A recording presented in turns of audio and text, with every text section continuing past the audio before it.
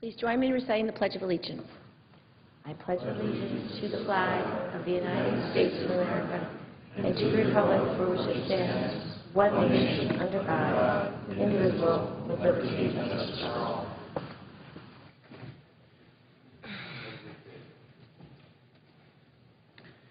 The clerk will read a communication to the Senate. Washington, D.C., June 29, 2011. To the Senate, under the provisions of Rule 1, Paragraph 3 of the Standing Rules of the Senate, I hereby appoint the Honorable Kirsten E. Gillibrand, Senator from the State of New York, to perform the duties of the Chair. Signed, Daniel K. Inouye, President pro tempore. Madam President. The Majority Leader. After leader remarks, the Senate will be in morning business for an hour. Republicans will control the first half, majority the final half. Following morning business, Senate will resume consideration of the Presidential Appointment Efficiency and Streamlining Act at 11. There will be up to 5 roll call votes on several amendments and passage of S. 679. We're hopeful some of the amendments will be disposed of by voice vote. Following disposition of the Presidential Appointment Bill, the Senate will begin consideration S-Res 16, which comes out of the Rules Committee. Additional roll call votes on amendments to the resolution are expected today. Madam President, often very good ideas, no matter how important, take time to ripen. And even when they are ripened, when they are ripe, they need dedicated advocates to make them a reality. Let me give you one example. President Harry Truman once said, quote, "Millions of our citizens do not now have a full measure of opportunity to achieve and enjoy good health. Millions do not now have protection or security against the economic effects of sickness. And the time has now arrived for action to help them attain that opportunity, help them get that protection." That was a quote by Harry Truman. But in 1945, when he spoke those words to Congress, the time had not yet truly arrived. In fact, it would be another 20 years before Truman's good idea was realized. It was 20 years before Truman became the first of 19 million Americans to receive a Medicaid card, a Medicare card. President Lyndon Johnson signed Medicare and Medicaid into law in the Truman Presidential Library in Independence, Missouri. The law took effect almost a year later, 45 years ago this week, on July 1st, 1966. At the time that Medicare took effect, only half of Americans 65 and older had access to health care coverage. A third of American seniors lived in poverty. Poverty was so common that we didn't know it had a name, President Johnson said, describing a time before Medicare. Today, virtually every American over 65 has access to health care, and the number of seniors that live below the poverty line has dropped by 75%. That's no accident. Medicare provides 47 million Americans with the access to care and protection from poverty that President Truman envisioned more than 65 years ago. And Medicare and Medicaid don't only protect seniors from poverty, they also protect those seniors' children.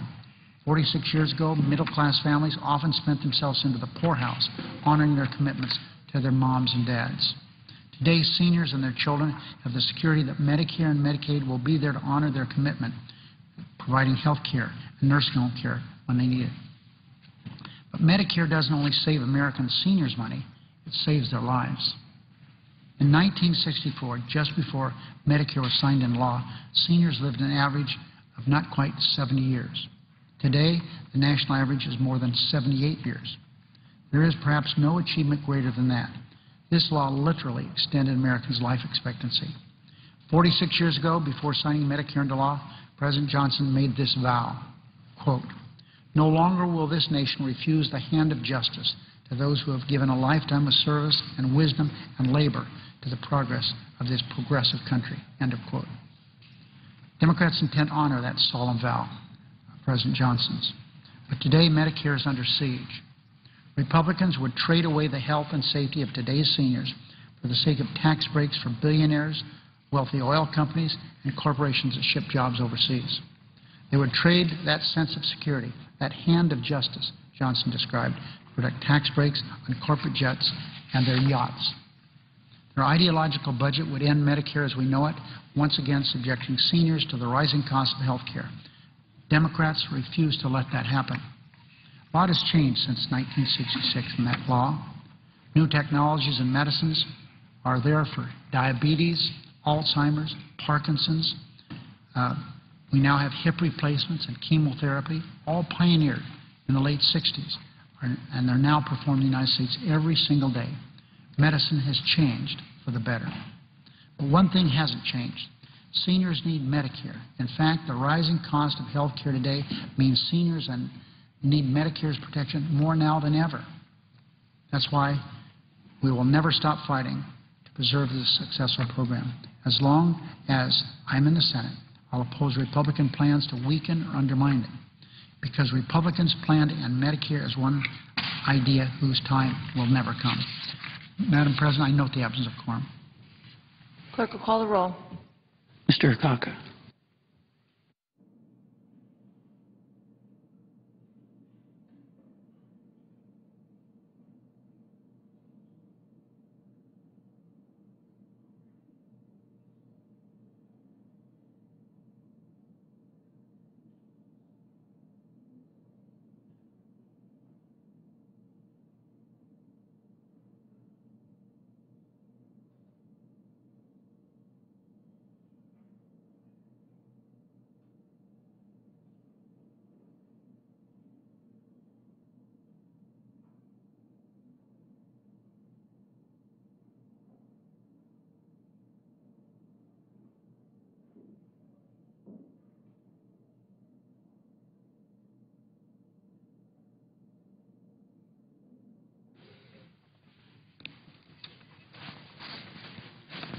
Madam President, The Republican leader. are we in a quorum call?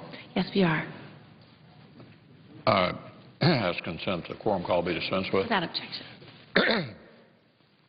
Over the past several days, the American people have watched a serious debate unfold right here in Washington about our nation's debt and about the future of our economy. And for many, the debate has been extremely illuminating. It's done a lot to clarify where the two parties stand. Both sides agree that our deficits and our debt are unsustainable. But beyond that, the differences are stark. Republicans believe that if you increase spending to the point that you can no longer pay the bills, then you need to find a way to cut costs.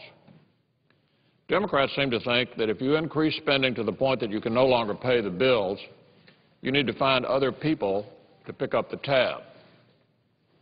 This is a fundamental difference between the two parties. Republicans think that Democrats should be held accountable for the way they've mismanaged the national checkbook over the past 2 years, and Democrats seem to think that taxpayers should take the hit. Democrats spend beyond their means, and now they expect a bailout from the taxpayers. That's what this debate is really all about. It's about holding Washington accountable for a change. It's about drawing a line in the sand and saying, no, the taxpayers will not bail out politicians. It's about refusing to subsidize the Democrats' irresponsible spending habits another day. Democrats have shown through their reckless spending over the past 2 years that they're not at all concerned about our fiscal future. They shouldn't expect to be rewarded for that. The entire Democratic approach to this debate has been astonishing, really. I mean, here we are in the midst of two national crises, 14 million unemployed and more than $14 trillion in debt. 14 million unemployed and $14 trillion in debt. Chronic unemployment and record deficits in debt. Higher taxes and more spending. In the middle of a jobs crisis, they want to slam already struggling businesses with a massive tax hike. In the middle of a debt crisis, they want to borrow and spend more money as a solution to the problem. This isn't a negotiation, it's a parody. In a discussion about reducing the debt, they want to increase spending. Let me say that again. In a discussion about reducing the debt, they want to increase spending.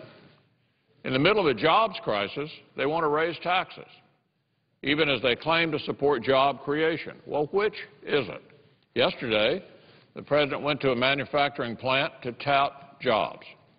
Yet, even as he was speaking, his administration was looking to saddle manufacturing companies, including the one he was visiting yesterday, with billions of dollars in new taxes. According to a letter from a group of trade associations, including the National Association of Manufacturers, this particular tax would be devastating to manufacturers. The President himself said as recently as just 6 months ago, the President said that keeping taxes where they are enables businesses to hire more workers. 6 months ago, the President said that. In other words, he was saying that raising taxes leads to fewer jobs.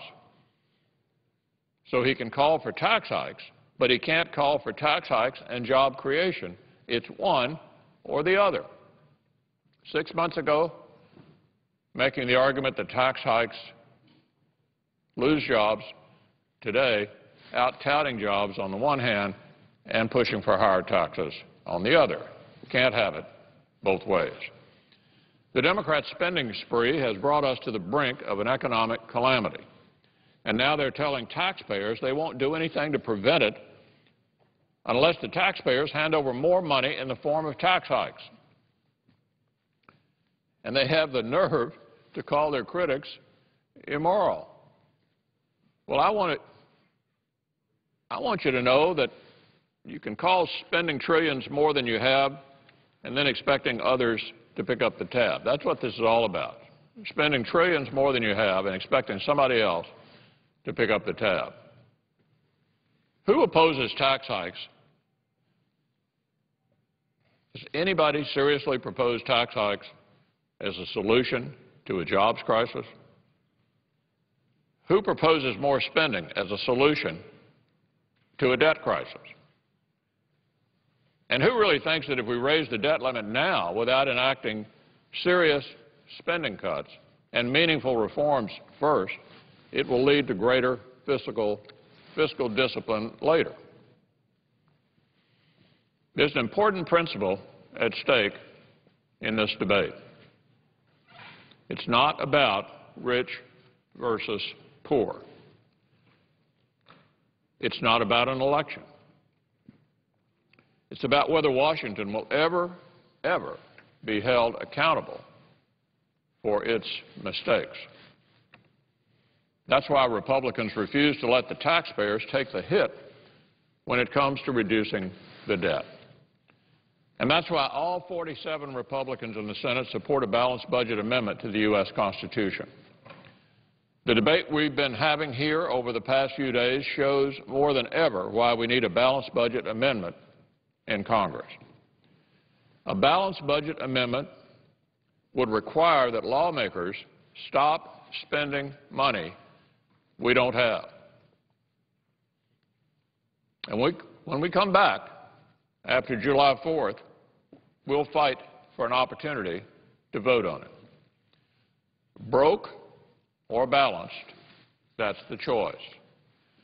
The American people should know where their senators stand on this issue of accountability. Senators can talk all day long about the importance of balancing the books and living within our means, but a vote in favor of the balanced budget amendment will show that we actually mean it. A vote against it will show that we don't. Look, no one denies that both parties are guilty of spending beyond our means. But this White House, has taken wasteful spending to new heights. And its allies in Congress are all too quick to defend it. The last time the Senate voted on a balanced budget amendment, the government's annual deficit was about $100 billion. The national debt was about $5.5 trillion. And it failed by a single vote. A single vote. Today, the annual deficit is $1.6 trillion, and the national debt is $14.5 trillion. The President and his party need to be held accountable. The fiscal mess they've helped create calls for rehab. That's what the balanced budget amendment would provide, a spending straitjacket. No more blank checks. If Democrats won't pass a budget of their own, It's time Americans impose a budget on them. Americans aren't about to let Democrats use another crisis as an excuse to expand the size of government. If ever there was a time for Washington to pass through a crisis and come out smaller on the other side, it is right now. Republicans are totally united in this effort. All we need is 20 Democrats to join us. Washington should be forced to make the kind of difficult choices the rest of the country has to make. Lawmakers should have to make the case for a spending increase before they approve it. Never again can they just spend away and then demand in the teeth of a crisis that taxpayers cough up the money. As I said earlier, a taxpayer bailout. It's time to put the American people back at the helm of our ship of state.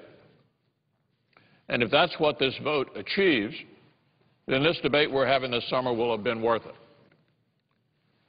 If Washington is forced to finally reform its ways, then one day we'll look back and say that the American people won this debate. And we'll say that the balanced budget amendment was just the thing we needed to get the House in order. Broke or balanced? That's the choice before us. So I look forward to this vote. The American people clearly want it.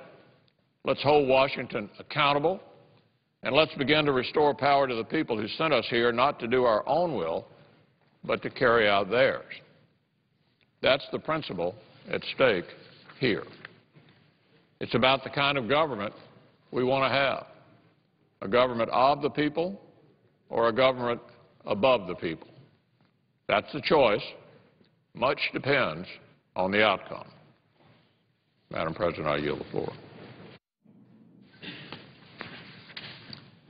Under the previous order, the leadership time is reserved. Under the previous order, the Senate will be in a period of morning business for 1 hour, with senators permitted to speak therein for up to 10 minutes each, with the time equally divided and controlled between the two leaders or their designees, with Republicans controlling the first half and the majority controlling the second half. Madam President. Senator from Utah. Madam President, may I ask unanimous consent to engage in a colloquy with my Republican colleagues? Without objection. Madam President, today we're beginning what might prove one of the most consequential debates in our nation's history. The American people are demanding that Congress debate and pass a balanced budget amendment to the Constitution. They're going to get that debate, and I am confident that if congressmen and senators listen to their constituents, the citizens of this nation are going to have the opportunity to ratify a balanced budget amendment this year.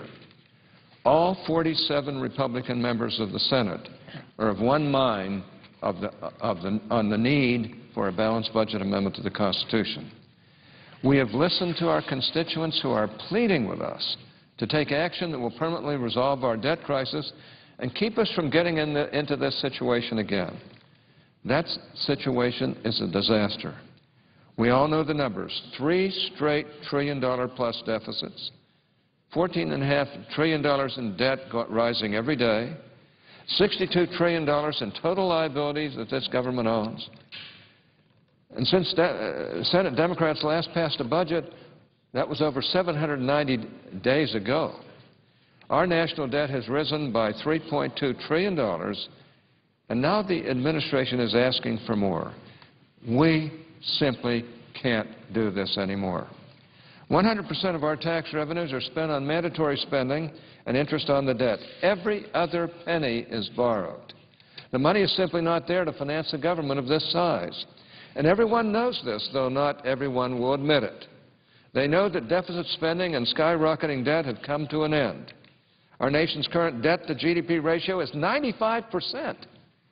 Countries with debt above 90% of GDP have growth that is 1% below normal, resulting in a loss of 1 million jobs. Our debt is a lead weight around the neck of the economy.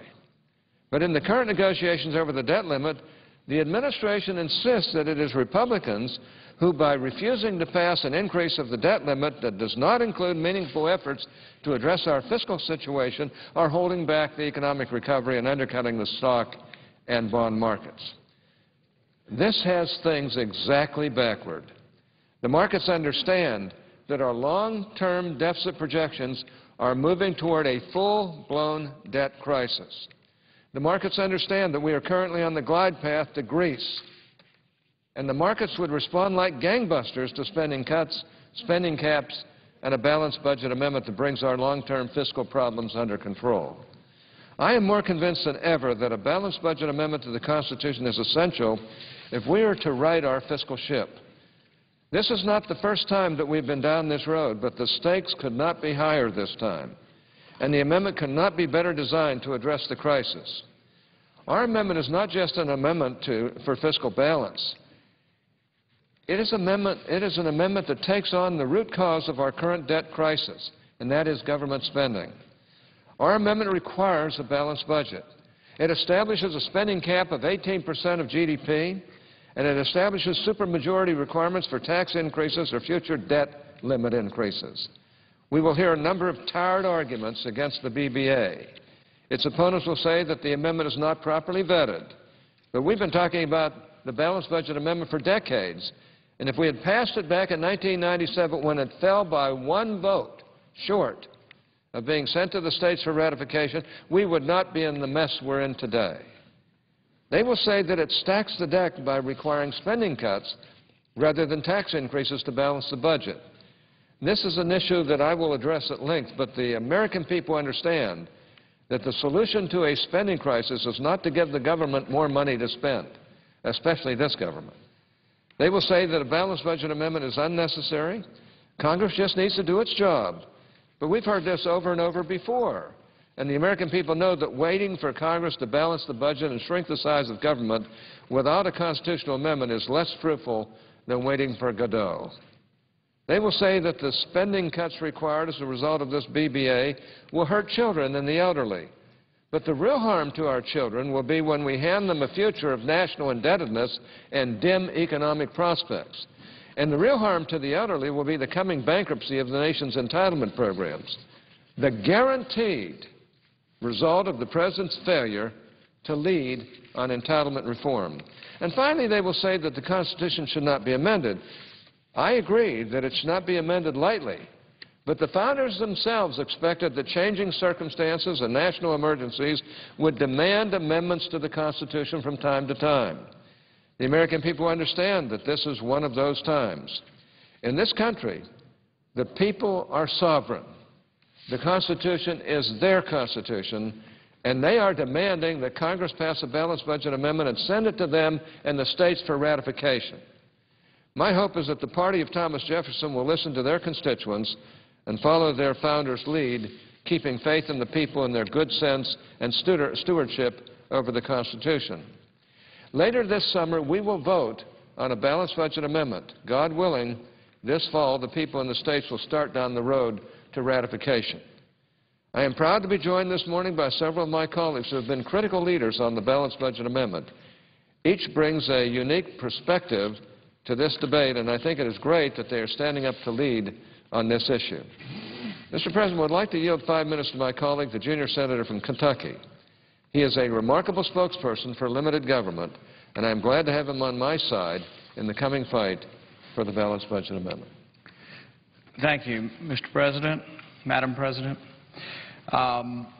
The balanced budget amendment, I think, is interesting when you look at sort of polls and you ask the American public, do you approve of what Congress is doing? Do you approve of congressional action? Do you think they're doing a good job? It's actually about 14 to 15% of the American public think we're doing a good job. The other side of that equation is you ask the American public, do you think a balanced budget amendment would help Congress do a better job? And it's about 75 to 80% of the American public think that we would do a better job if we had a balanced budget amendment.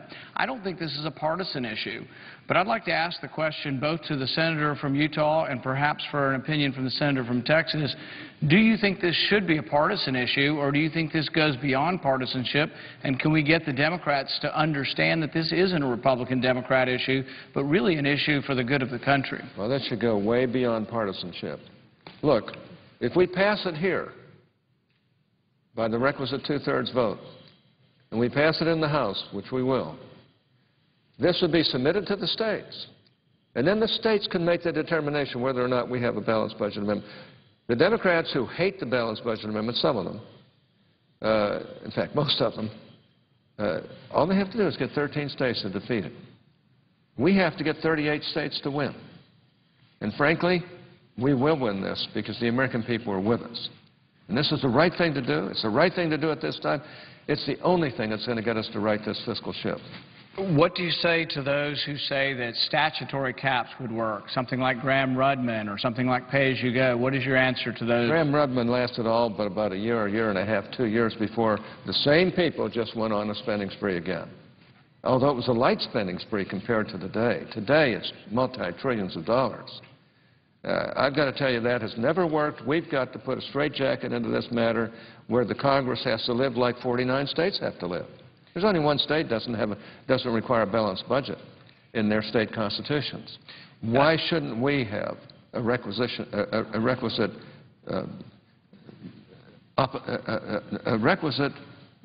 desire, not only desire, but rule to have a balanced budget as well?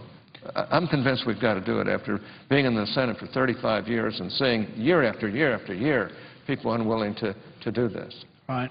And I think what's interesting, if you look at this and you really look at polling data and say who is for the balanced budget amendment, it goes across all party lines. If you look at independents, if you look at Democrats, if you look at Republicans, it's in the high 60s to the mid-70s in the percentages of the public who would like to see this. And I think it goes hand in hand with the fact that they don't think we're doing a good enough job up here and that we need more backbone, and the Constitution is supposed to be our backbone. The Constitution helps us to do a good job to restrain the size and growth of government, and I can't see an argument really against this. And I really don't understand how a vast majority of the public can be for this, and yet this body still refuses to act. As a senator, I think that the senator makes some very good points there, and frankly, I know this body very well. I've been here. I'm the most senior Republican. I've been here 35 years. I've seen year after year after year excuses to go into debt, excuses to deficit spend, excuses for why they're putting our country into this terrible state of bankruptcy. Just plain excuses. And, of course, they hide behind the fact that they're trying to do it for the good of the people. It's not for the good of the people. It's not good to not live within your means. And unfortunately, that's what's been going on here for all of the time I've been here. And I think one of the alarming things that we see is that on the course we are taking now, if we do nothing dramatic to reform the process, if we don't pass a balanced budget amendment, within about a decade, the budget will be entirely consumed by entitlements and interest. This is being driven by something really beyond the control of Republicans, beyond the control of Democrats, out of everyone's hands. It has to do with the fact that we're living longer and that there are fewer young people and more old people because a lot of babies were born after World War II. These are demographic facts that we can't escape. When you look at some of the charts on what goes on with this, you'll see what happens if we do nothing. You see the projected debt levels that go out here. Most of this debt problem is the entitlements. We have to come together as parties. The balanced budget amendment will help us to do this, but then we need to acknowledge that these problems exist, and we need to come together, both parties, and figure out solutions. But I think the balanced budget amendment may well be what forces us to really have the discussion. I think to be good legislators, we need to decide priorities. Instead of just adding on new program after new program, we have 80 different federal programs that are work programs. We need to be consolidating and minimizing government, but we have to do it. And I think the balanced budget amendment would allow us to have a discussion in this body on where we would cut spending. Well, I want to thank the distinguished senator from Kentucky. He states it very, very well. That's the whole purpose of the balanced budget amendment. Let me just thank him for his cogent remarks and his erudition. Mr. President, last week I signed a pledge that many people in this body are hearing about from their constituents. It is called the Cut, Cap, and Balance Pledge. Those of us who signed this pledge committed ourselves to significant spending cuts, a cap on government spending, and a balanced budget amendment to the Constitution as a condition for supporting any increase in the debt limit. And I was pleased to work with my colleague, from Utah, Senator Lee, in developing the balanced budget amendment that is supported by every Republican in this body. And, of course, we worked with many others as well, especially Senator Cornyn. And I am now pleased to be working with him on the goals of the Cut, Cap, and Balance Coalition, a remarkable group of grassroots activists committed to getting our nation's spending under control. Now, Mr. President, Madam President, I yield 5 minutes to my friend and colleague from Utah, Senator Lee. Thank you very much. I want to thank the distinguished senator, my senior senator from Utah, Senator Hatch, for his leadership on the balanced budget amendment over the years. He's been a consistent and stalwart advocate for the cause of amending the Constitution in such a way that we restrict Congress's ability to engage in deficit spending. It's the practice of perpetual reckless deficit spending that has created this almost $15 trillion debt that we're now dealing with. It's this practice of perpetual excessive deficit spending that has fueled the expansion of the federal government far beyond the limits that the Founding Fathers had in mind and far beyond the natural limits that this government can handle. It's important to remember that we're now spending, through the federal government, more than 25% of our annual GDP. More than a quarter of every dollar that moves through the American economy is consumed by Washington. This is a problem. This is a problem, and it's unfortunately not something that is at all consistent with where we have been historically as Americans. We have to remember that for about the first 140 years of our republic's existence under the Constitution, our federal spending was nowhere near this high as a percentage of GDP. Between 1790 and the early 1930s, the federal government tended to spend between 1.5 and 4% of GDP every single year, year in and year out. There were two blips, two exceptions, one during the Civil War, one during World War I and during its immediate aftermath. But after both of those cycles passed, we went right back to where we had been before. That started to change in the 1930s, and we've been on a gradual upswing almost ever since then, to where we're now above 25%. But it gets worse. By the year 2035, we are predicted to be spending almost 34% of gross domestic product through the federal government every single year. As a result, the federal government will be commanding a very substantial portion of the American economy. That makes every American less free. The more government spends, the more money it has access to. And the more it borrows on our behalf, the less free we become, the less individual liberty we have to spend our money, to use our resources, to devote our lives in those pursuits that we would choose. That's why the Cut, Cap, and Balance pledge is necessary to support individual liberty, to protect our most basic freedoms, is because it will protect us from the inexorable growth of the government. And what it says is that we're at an important time in American history, a time when we're being asked to extend our debt limit once again, a time when we're being asked to say, yeah, we're going to give the federal government authority to borrow even more money against our unborn children and grandchildren. This is a problem. Now, one reason why we're willing to sign this pledge, we're willing to say, okay, we've been put on a path when the government's spending at this rate. We can't halt that spending immediately. We're willing to consider raising the debt limit, but if and only if certain conditions have been satisfied to make sure that this doesn't continue in perpetuity. We need cuts. We need some kind of significant cuts to our spending right now. We need some kind of statutory spending cap to put us on a gradual glide path toward a balanced budget. And most importantly, we have to amend the U.S. Constitution so as to say that this will not continue in perpetuity, and future Congresses won't be able to do what Senator Hatch referred to a minute ago, which is exempt itself out of statutory spending caps once it has adopted them. We can't bind a future Congress to cut $2 trillion over the course of a decade or more because we can't commit a future Congress to do what we want it to do, unless, of course, we amend the Constitution, which is why we have to do that right now. This is essential to economic progress in America. This is essential to economic well-being and to individual liberty in America. I'd love to talk to anyone about this who wants to. I've invited Utahns who may be in town, and I invite anyone within the sound of my voice, here or elsewhere, to join me at my office this Wednesday, today, and every Wednesday at 3:30, where we have what we refer to as a Jell-O bar. Utah consumes more Jell-O per capita than any state in the Union. We serve up Jell-O, and we'll talk to you about the Cut, Cap, and Balance Pledge. Thank you very much. I want to thank my colleague from Utah. He's a wonderful man, and it's a wonderful privilege to serve with him in the Senate.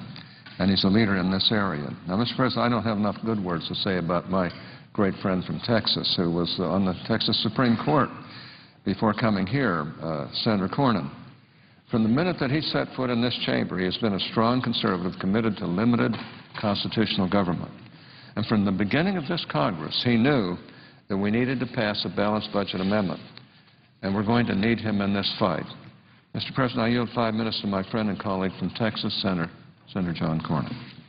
Madam President, I join my colleagues from Kentucky and the junior senator from Utah in recognizing the leadership of the senior senator from Utah, Senator Hatch, on this even more compelling issue, the balanced budget amendment, today than it was even back in 1997. And I couldn't help but be struck by the figures that the senior senator from Utah mentioned earlier when he said that in 1997, the House of Representatives passed the balanced budget amendment. It came to the Senate and failed by one vote. The deficit in 1997 was roughly $107 billion.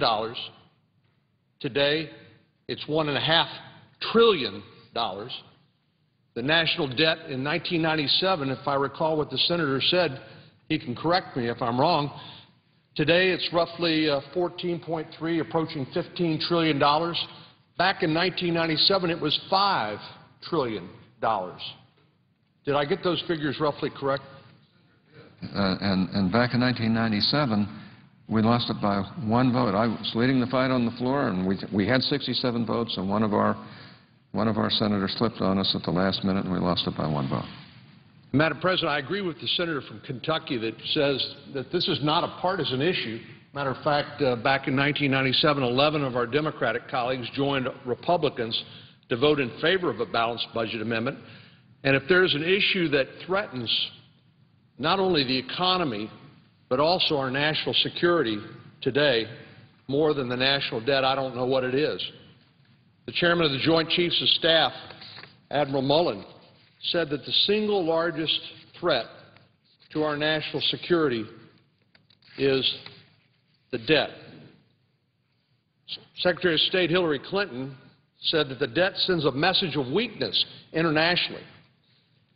I would say to my colleagues, I was just over at the Heritage Foundation giving a speech. They're studying the role of China in the world, as the rise of China, but particularly what I was concerned about, and the subject of my remarks was the fact that the Treasury Department estimates that $1.1 trillion of U.S. debt is held by the Communist Chinese government. That's about a third of all of our outstanding debt. And we know that at least on one occasion, a retired Chinese general said that if we didn't do what China wanted, that they would then threaten to disrupt our economy by selling off the debt that they own. But I would just like to ask my colleagues if they'd care to comment. I know Larry Lindsay, the renowned economist, wrote an article recently where he cited there are three things that worry him most about high unemployment and really the lassitude of the private sector. He said it's slow economic growth, of course, because many in the private sector are discouraged. The entrepreneurs who create jobs, the job creators who would otherwise expand, are slow economic growth concerns him. I think the first quarter is 1.8% of our gross domestic product. It's not enough to generate the kind of jobs to get people back to work, and one reason for our high unemployment. But he said the other two things that worry him the most are the interest payments on our national debt. And he points out that because of the Federal Reserve policy, the interest rates on our national debt are at below historic norms. And he points out if, for example, inflation were to kick in or the Federal Reserve for some reason should decide to tighten its policy and raise interest rates, what it would do to balloon the interest payments alone on our national debt in a way that would threaten our ability to fund national defense or other issues as well. He also points out that the exploding costs of the health care bill, with more and more employees incentivized to dump people onto the state-based exchanges subsidized by taxpayers as opposed to their employers. But I wonder if any of my colleagues, I see the senator from Kentucky, may have some comments about the interest on the debt and what he views as a threat to our economy and our security. Well, from that same article, it's interesting. He talks about what happens if interest rates rise. For every point in interest rate rising, it adds $140 billion. So he talked about if we get back to the historic average of 5.4%, that over 10 years it would add $4.9 trillion to our debt problem. But here's the rub. We're having discussions where people are talking about, well, we're going to cut $2.5 trillion over 10 years. Well, Senator Hatch points out that we cannot bind future Congresses. Senator Lee has said the same thing. So when they promise us they're going to cut $2.5 trillion, compare that to what happens if interest rates rise. One, we can't bind a future Congress, but if interest rates rise, all of a sudden we have $5 trillion in extra expenses. Now, we must bind future Congresses. We must bind ourselves by amending the Constitution. Well, Mr. President, I couldn't agree more with the senator from Kentucky, and this is really the silent but potentially deadly threat to our whole economy if interest rates were to go up, if China or purchases... Senator, you've consumed 5 minutes. They're not going to buy it at current rates. We're going to have to offer a better rate of return. So, Madam President, I join my colleagues in supporting the balanced budget amendment. I look forward to the vote on this amendment, and sometime during the week of July the 18th, I think we're shooting for. We invite our colleagues on the other side to join us. And the reason we're here today is because it's important to let the people across the country know what we are doing, the solution that we are proposing, and to ask them to encourage other senators and congressmen to support it. Because this is, I think, the single most important thing we could do to get our economy back on track and to save generations in the future. I want to thank my colleague for his cogent remarks. Mr. President, my colleague from North Dakota, Senator Hoeven, knows a thing or two about balancing budgets. As a former governor, he knows that this is something that states have to do every day. Governors and legislators balance their books, legislatures balance their books by making the tough decisions that the federal government is too often unwilling to make. So, Mr. President, I yield the remaining time to my friend and colleague from North Dakota, Senator Hoeven. I want to thank my esteemed colleague, the senior senator from Utah, for taking a lead on this balanced budget amendment. I'm pleased to join him, pleased to be one of the original co-sponsors, and I'm extremely pleased that every member of the Republican caucus, all 47 senators, are supporting this balanced budget amendment and doing everything we can to reach across the aisle and bring our Democrat colleagues with us, and then to send this balanced budget amendment, to vote to pass this balanced budget amendment by a two-thirds vote, and then send it out to the states for ratification. 3/4 of the states would have to ratify it as well. I believe they will. What a great way for us to join together at a federal and a state level to make sure that we live within our means, that we balance our budget, that we do the things we need to do to not only get this economy back on track, but to make sure that future generations can enjoy the great country, the great opportunity that we and those that have gone before us have enjoyed in the United States of America. We have that opportunity. We need to seize that opportunity by passing this balanced budget amendment. As the senior senator from Utah correctly mentioned just a minute ago, I had the opportunity, great honor and privilege, to serve my state as governor. As a matter of fact, at the time that I was elected to the United States Senate last year, I was the longest-serving governor in the United States. I'd served for a decade. Every single year we balanced our budget.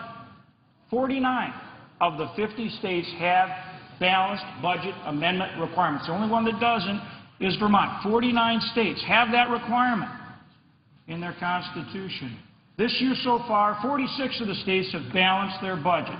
Those that haven't, Alaska, Arizona, California, and Washington State, are still working on it, but 46 this year have already balanced their budget. Families balance their budget. Businesses have to balance their budget, cities have to balance their budget, states have to balance their budget. The federal government needs to balance its budget. It's not doing that. When you look at the statistics right now, we've gone through them before, but these statistics we've got to continue to talk about. Our current situation is something we've got to continue to talk about with the American people. Right now, our revenues are $2.2 trillion. The annual revenues to the federal treasury, $2.2 trillion. Our expenses are $3.7 trillion. That's about a $1.5 trillion, $1.6 trillion deficit each and every year. When you roll that up, that's why we are now at $14.5 trillion in debt, and that debt continues to grow. But it's like any debt, like any family can tell you, or any business can tell you, or a state can tell you, that as you continue to accumulate and grow that deficit and accumulate that debt, it gets harder and harder to get on top of it. It's like having credit cards. As you continue to charge that balance on the credit card, it gets more and more difficult to get on top of that debt and deficit and reduce it. So we've got to get started. We've got to get going. The task gets harder, not easier. That's what this balanced budget amendment is all about. And we need the President to lead. When we talk about getting this debt under control, we need the President to lead. We can't have a situation where we spend more and then simply borrow more or try to raise taxes to cover that spending. That's making it worse. We need this administration to join us. We need our colleagues to join us to get a grip on this spending, to start by passing this balanced budget amendment. You know, if you look back to the decade of the 80s and then into the 90s, and you look at President Reagan and his approach and his leadership for this country, he came in and said, you know, we have the most dynamic economy in the world, in the history of the world. So we've got to create an environment, a pro-jobs, pro-growth environment that stimulates job creation, that stimulates private investment, that puts people back to work, that gets this economy growing. And as we get that economy growing, we have the resources then to do the things we need to do, to invest in infrastructure, to make sure that we take care of those that need help, to make sure that we have health care for our citizens. But at the same time, we need to control our spending and live within our means, and that's the rising tide that lifts all boats. That's how we make sure that everybody participates in the great opportunity that is the very foundation of this country. But to get back to that point, we need this balanced budget amendment. We need this fiscal discipline in Washington to make sure that we continue to honor the legacy that we have, the legacy that we've been given, and that we continue to make this country the country of opportunity. And I know we can do it. Senators, the time. And I know we can do it, and I thank you for your leadership in this effort, and I thank my colleagues for joining together on this balanced budget amendment, and I ask all of our colleagues to join with us so that we can pass it. I yield the floor. I thank my colleagues. I would ask for one additional minute, giving the other side an additional minute. Without objection. Well, thank you. I really appreciate my colleagues here. They've made some very prescient points on how important this balanced budget amendment is. By the President's own actuary, by 2020, we'll be over $20 trillion in national debt. The interest alone will be over $1 trillion. We won't have any money for the poor, sick, and the needy, because we haven't lived within our means. We simply have to get things under control. The only way to do that is what all these 49 states have to do every year, and that is balance our budget through a requisite constitutional amendment. And let me just make one last point, and that is that I don't know why some Democrats fight against this. Because literally, even if we pass it through both houses of Congress by the requisite two-thirds vote, there's still going to be a big battle in the states, and if they hate it, they can fight it out there in the states. I think the reason they fight it is they know that if we passed it here, it's going to pass through the states very, very fast, because almost every state knows we've got to do this.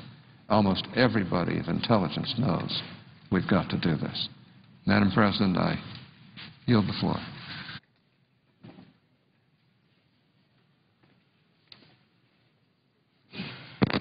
Madam President. Senator from Iowa. Madam President, first I ask unanimous consent that Kate Waters, Andrew Braw, and Jamie Weibold of my staff be granted floor privileges for the duration of today's proceedings. Without objection. And I also ask unanimous consent that Derek Skinner from Senator Bingham's office be given the privileges of the floor for the pendency of S-679, the Presidential Appointment Efficiency and Streamlining Act. Without objection.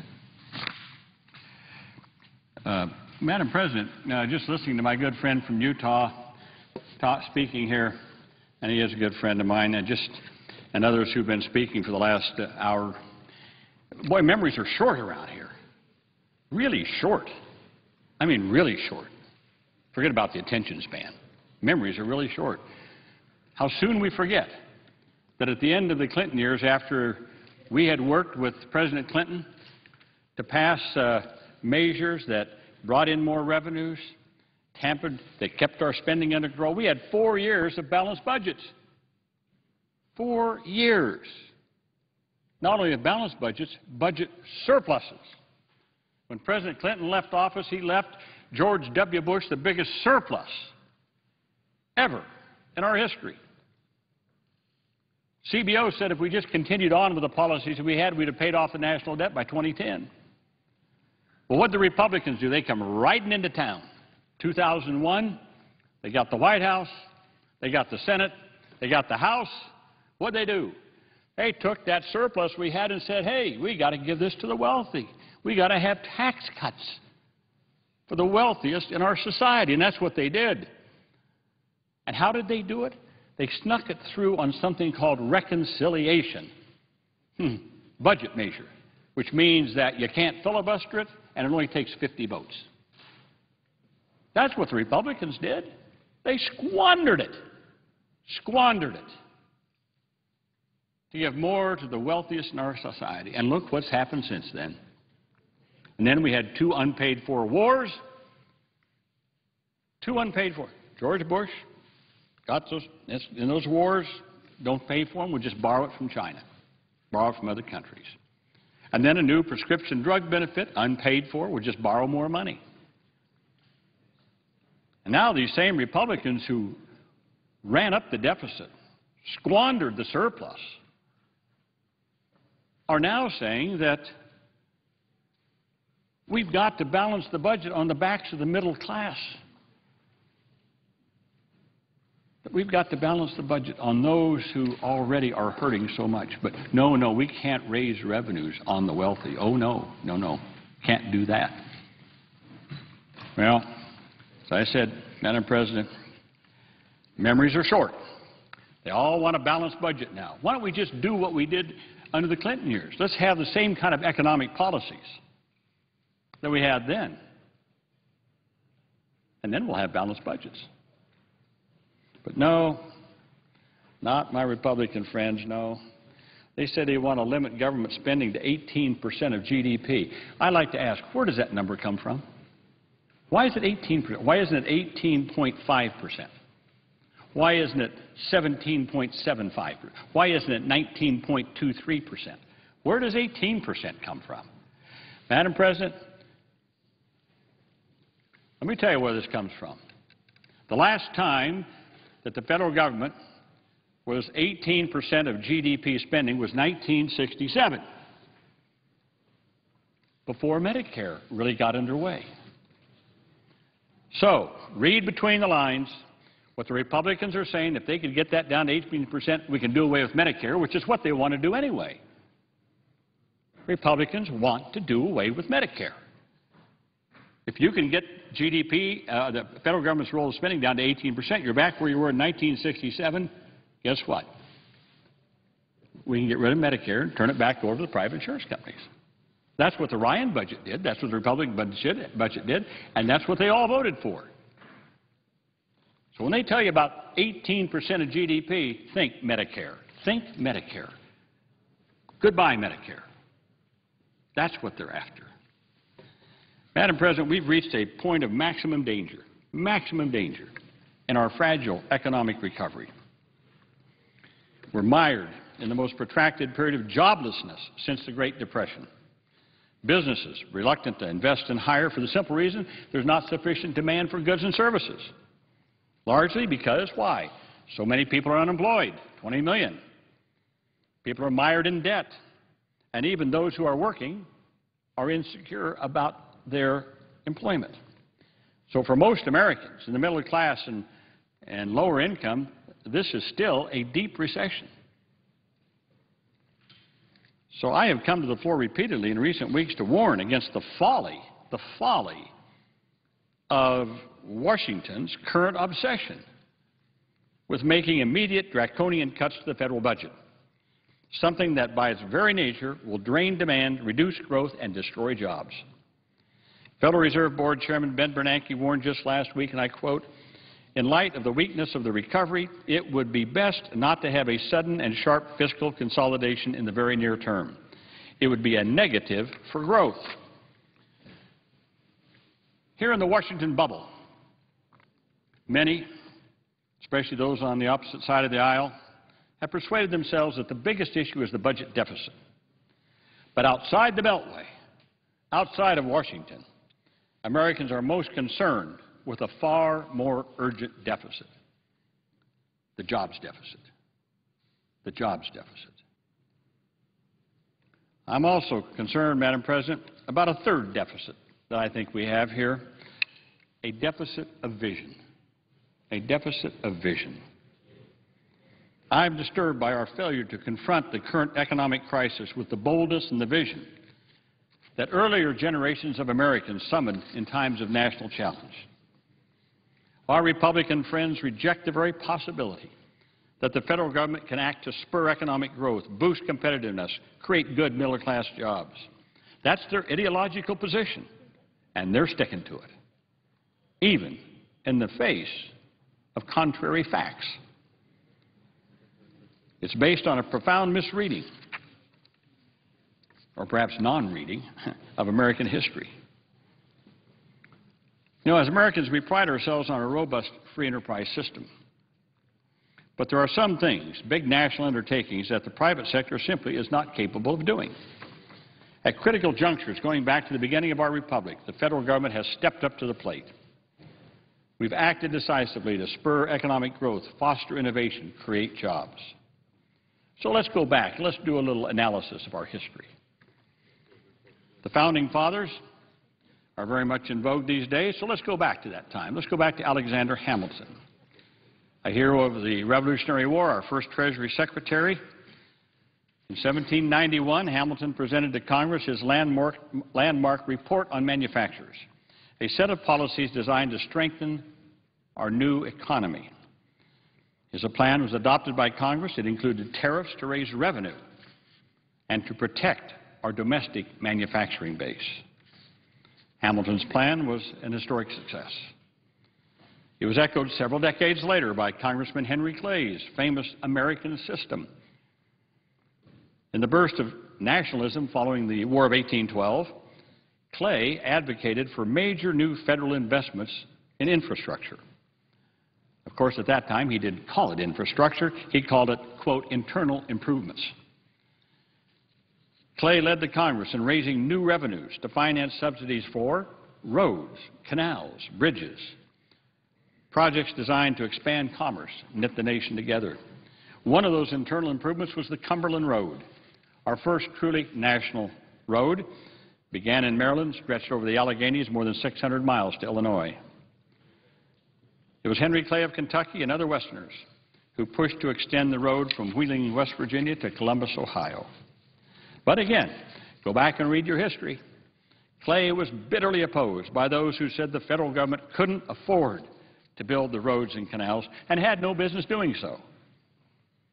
Sounds familiar from what I'm hearing on the other side of the aisle today. History shows that the naysayers were wrong on all counts. The Cumberland Road opened up the West to settlers in commerce and development. Of course, the most visionary 19th century advocate of federal investments to spur economic growth was a Republican, the first Republican president, Abraham Lincoln.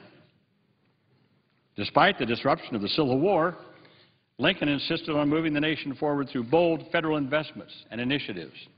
In 1862, he signed the Pacific Railway Act, authorizing huge federal land grants to finance construction of the Transcontinental Railroad, one of the great technological feats of the 19th century, and to produce the rails here in America rather than shipping them in from England. He enacted a steep tariff on foreign steel in order to jumpstart the American steel industry.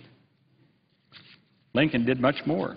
He created the Department of Agriculture to do more research, distributed free land to farmers, used government agents to promote new farm machinery and agricultural techniques.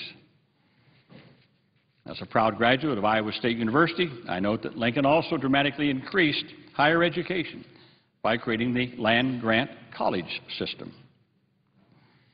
Taken together, these initiatives during Lincoln's presidency, and I remind you, he was doing all this during the Civil War. It had a transformative effect on the U.S. economy. We created new industries, expanded opportunity, created millions of new jobs, and he did this despite the fact that the federal government was deeply in debt and running huge deficits. Imagine that. Abraham Lincoln. These Republicans always go to their Lincoln Day dinners. Why don't they start talking about what Abraham Lincoln did to spur economic growth and create jobs in our country at a time when our federal government was in a deficit? It's almost humorous to imagine how the Republicans would have reacted to Lincoln's agenda. They would have attacked him, I'm sure, as reckless and irresponsible. They'd whine that we're broke. We can't afford to invest in the future. I'm sure that the Tea Party contingent of the Republican Party would have demanded that Lincoln be expelled from the Republican Party. Madam President, moving into the 20th century, time and again, the federal government has acted with boldness and vision to accomplish big things that was simply beyond the capacity of the private sector. During the presidency of Franklin Roosevelt, with the private sector paralyzed by the Great Depression, the federal government responded with an astonishing array of initiatives to restart the economy, restore opportunity, create jobs. The list is far too long, but I would mention rural electrification, the Civilian Conservation Corps and what they did to plant trees and greenways all over America, the Tennessee Valley Authority, which brought opportunity and power to the deeply impoverished Appalachia, Hoover Dam, Grand Coulee Dam, bringing power and water across the Southwest and the Northwest. Millions of unemployed Americans, including my father. You come over to my office, I'll show you my dad's WPA card, Works Progress Administration. Got a job with dignity thanks to the Works Progress Administration. They built thousands of infrastructures around our country, roads and dams and schools, bridges, many of which we're still using today 8 decades later. I would point out one project my father worked on, Lake Aquabi State Park near Indianola, Iowa, which my father worked on with other WPA people to help build. We're still using it today. By the end of the Second World War, wartime investments by the federal government had created an industrial colossus. Now, FDR and Truman were followed then by a Republican president, Dwight Eisenhower. Now, what did he do? Did he pull the plug on all this? Well, let's look at history. Eisenhower, a proud Republican, was determined to move America forward. He championed at a time when the federal deficits continued into the 1950s from World War II. Because the national debt grew so big during World War II, we were still in debt and during the 1950s. Now, what did Eisenhower do? Did he say we got to retrench, we can't do anything? No. He championed one of the greatest public works projects in American history, the construction of the interstate highway system. The National Interstate and Defense Highways Act of 1956 ensured dedicated federal funding to build a network today that encompasses over 46,000 miles of highways. A 1996 study of the system concluded that, quote, the interstate highway system is an engine that has driven 40 years of unprecedented prosperity and positioned the United States to remain the world's preeminent power into the 21st century, end quote. Well, you know what? I'll bet the Tea Party contingent of today's Republican Party would probably have tried to run Dwight Eisenhower out of the Republican Party. Madam President, in more recent times, the federal government has funded and spearheaded scientific discovery and innovation. It's had profound impacts on our economy, created millions of high-value jobs. Now, I know my time is limited. I just want to mention a couple. It was the federal government, specifically the Defense Advanced Research Projects Agency called DARPA, that created the Internet. No, I'm sorry, my young friends, it was not Google. And it was not Microsoft, although Bill Gates built a great empire.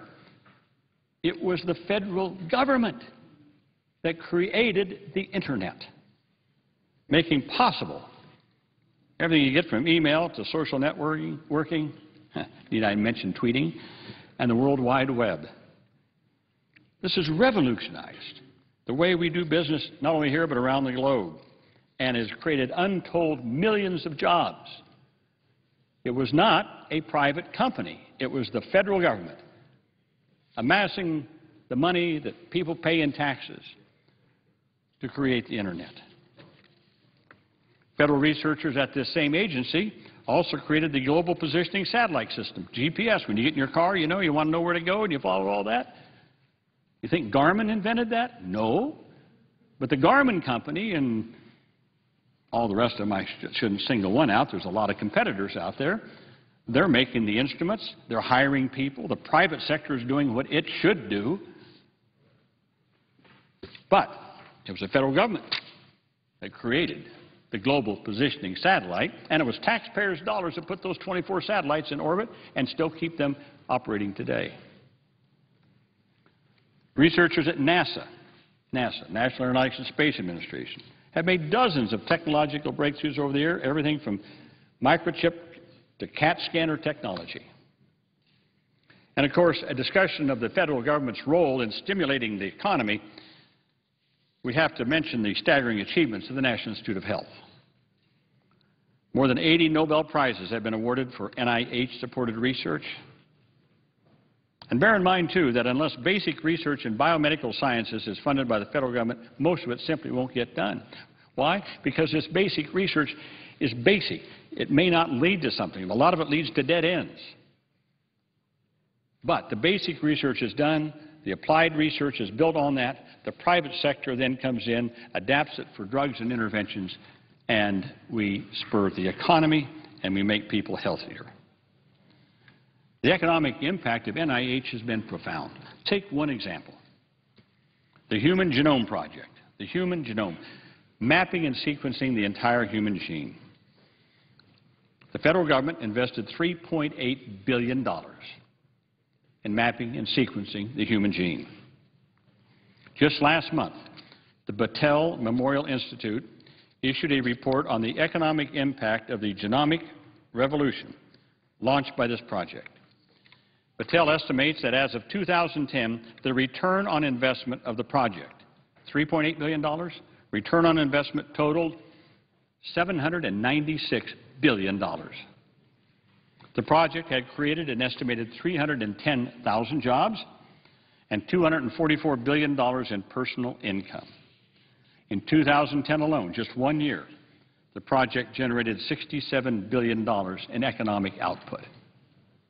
Federal government, folks. Federal government did that. So in light of these statistics and the historical record that I've just cited going clear back to the founding of our republic, it is absurd to claim that the federal government cannot play a positive and even a profound role in boosting the economy, in spurring innovation, in creating jobs, and improving the standard of living of our people. Republicans protest that federal investments in innovation and research are about the government, quote, picking winners and losers. I hear that all the time. The truth is that initiatives like the Human Genome Project are not about picking winners and losers. That's making all of us winners. It's about the federal government stepping up the plate to undertake big, important national projects that the private sector is simply not equipped to do.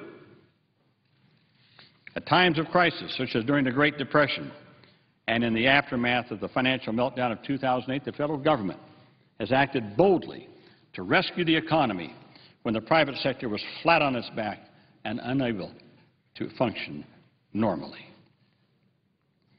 The Recovery Act, passed by Congress soon after President Obama took office, has manifestly succeeded in jump-starting economic activity. Listen to all my Republican friends, they say, oh, the Recovery Act failed, it failed, it failed, it failed. Well, according to the Congressional Budget Office, through the end of 2010, the Recovery Act raised the real inflation-adjusted gross domestic product by as much as 3.5%, increased the number of employed Americans by as many as 3.3 million. But today, the shot in the arm provided by the Recovery Act is winding down. Quite frankly, Madam President, we did not put enough in the Recovery Act to stretch it out for a longer period of time. The economy is still struggling. Our Democratic majority in this body has brought to the floor a series of job-creating bills, but Republicans have filibustered and killed every single one. So I repeat, yes, we face a large budget deficit. Yes, we have to address it in the medium and long term.